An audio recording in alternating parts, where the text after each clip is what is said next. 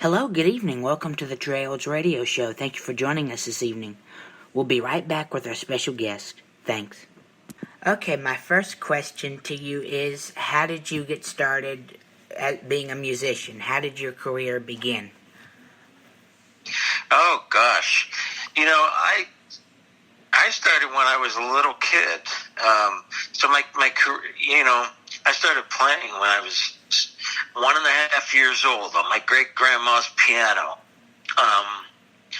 And then when I was a little kid, I started in taking piano lessons, and playing in school, and playing when I was 10, 11 years old, playing different variety show programs in my town, Newcastle, PA, and playing classical concerts and all the time I was in school, I was always playing with my friends and playing all kinds of different music while I was taking lessons.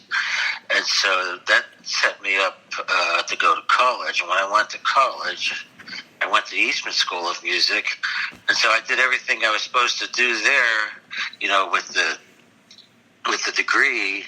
But I also, on my off time, I was playing with everybody all the time, playing their concerts and playing pop music off of the campus, and then also in the school playing recitals, all kinds of different music. So I was filling my calendar up 24/7.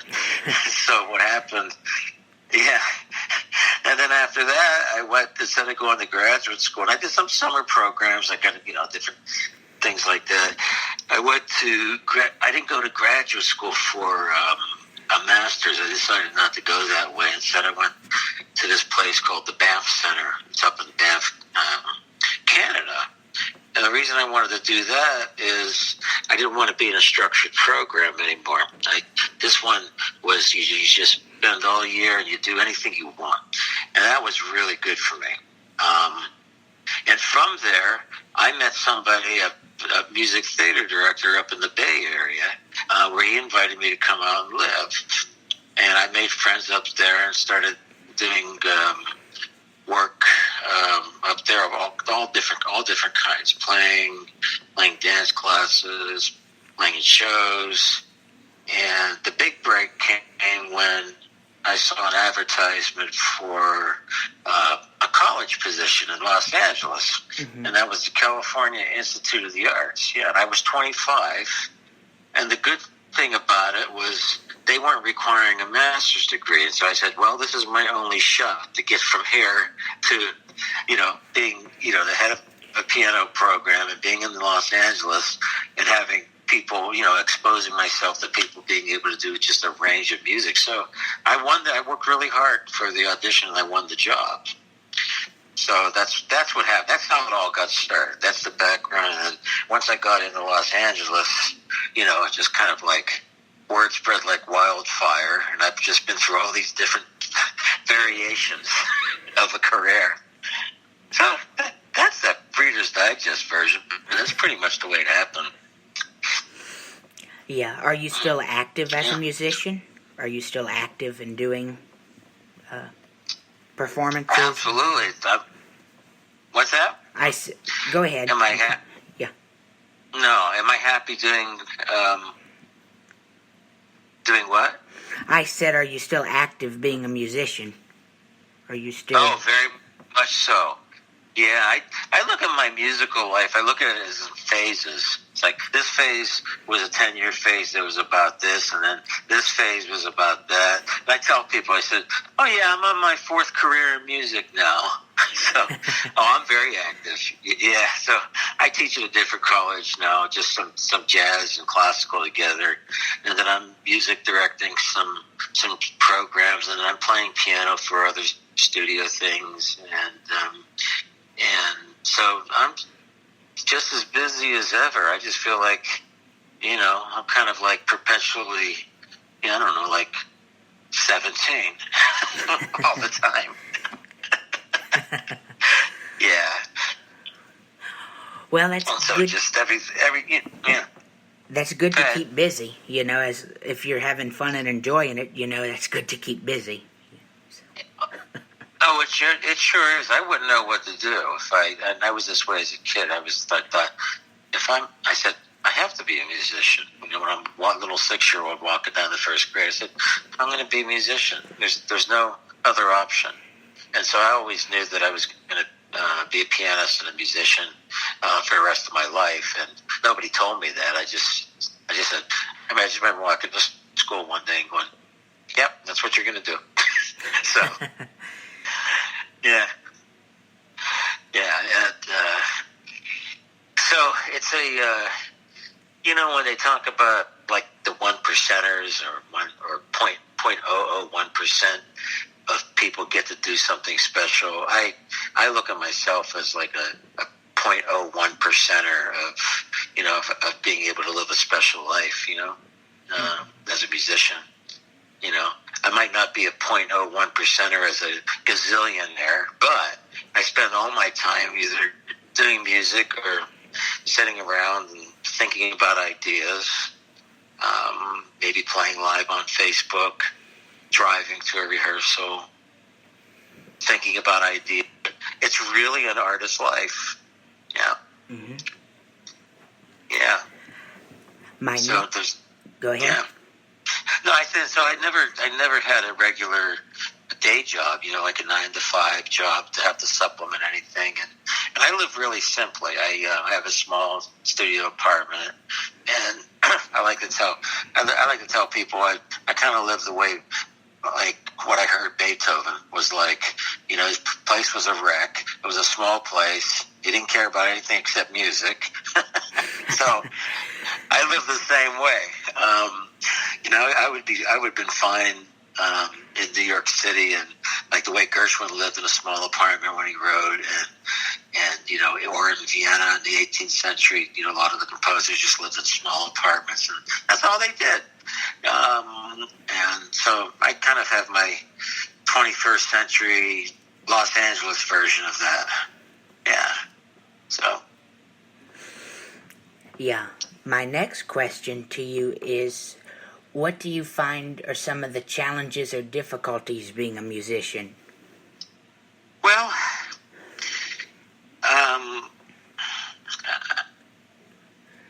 the first difficulty, and it's not really a difficulty, is you have to stay up on your craft. It's like an athlete, and so you can't assume that you're always going to play like perform like a great athlete has, like a running back, quarterback, great basketball player. So you have to practice. You have to keep your craft solid so that when you are playing, you sound good, and you sound as good as you ever did. If you're doing something else, like writing music or arranging music, and if you don't have, if you have a deadline a couple months down the road or whatever, you have to be self-organizing, right? So, nobody's telling me, hey, why don't you get this done? Why don't you practice now? Why don't you get this written?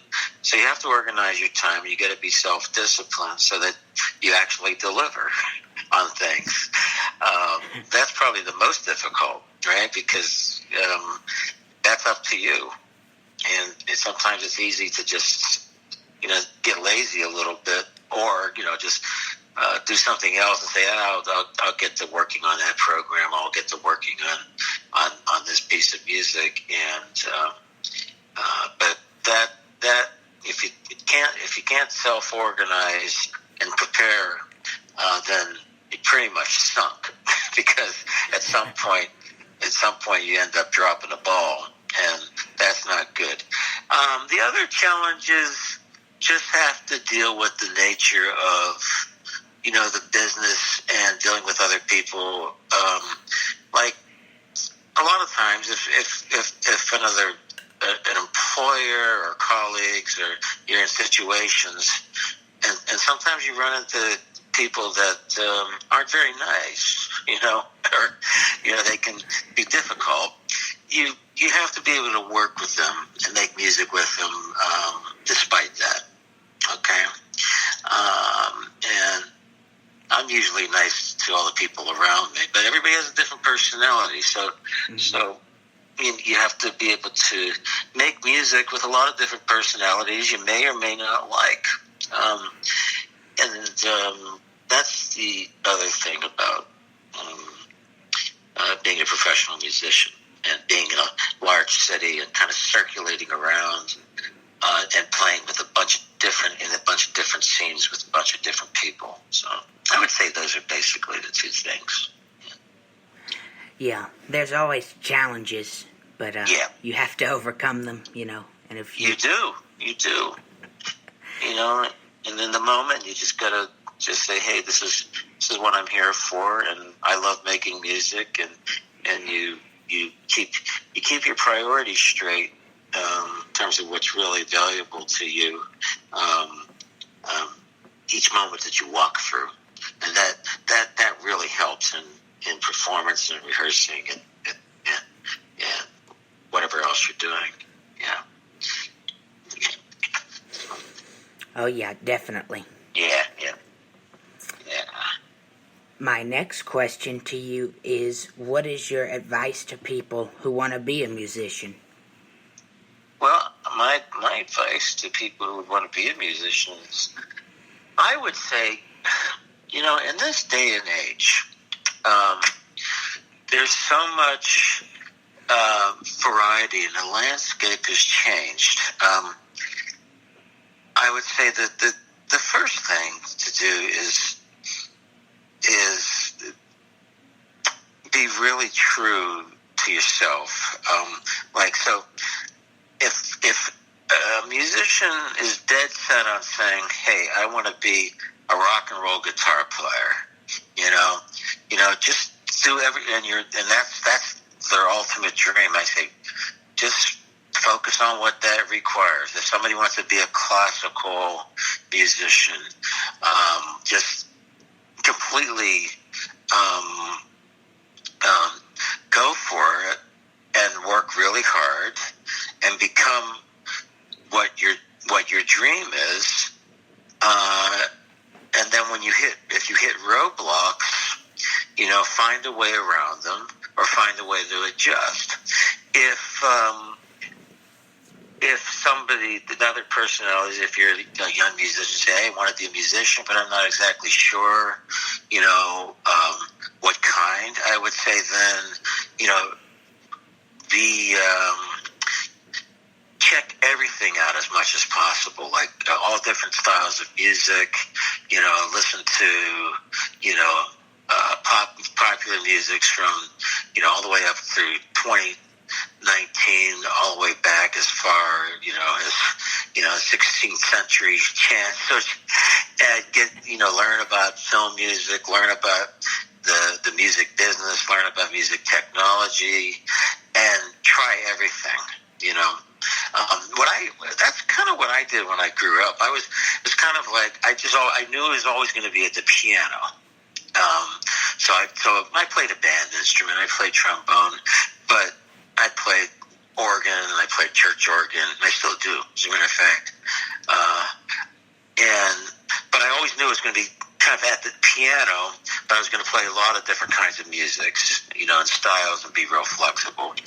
So, that's what I would advise,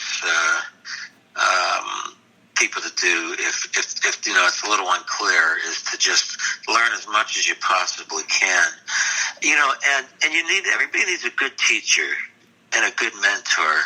So, rely on the teachers, get as much information as you can online and from outside sources, and when it comes to private teachers, you want to be able to have a teacher that encourages you. I mean, they can establish discipline and lay the groundwork in what you need to do, but it's also a positive influence in your life. And if there's no crime in changing teachers.